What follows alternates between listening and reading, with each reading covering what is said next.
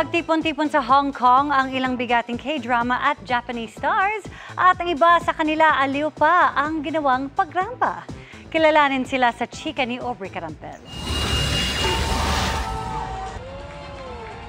Opa galore sa star-studded na Disney Plus Originals Preview 2025 sa Hong Kong Disneyland Hotel ngayong araw.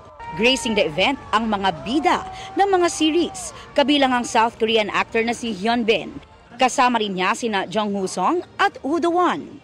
Narito rin ang K-drama Opa na si Ji Chang-wook kasama ang co-star na si Do Kyung-soo na kilala rin bilang si D.O. ng K-pop group EXO.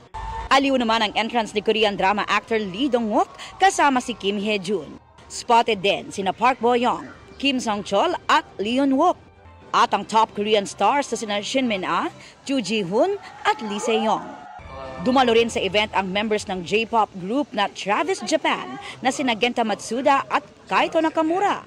Ang Disney Plus Showcase ay dinaluhan ng mahigit 300 miyembro ng media at content creators mula sa iba't ibang bansa sa Asia Pacific, US at Latin America.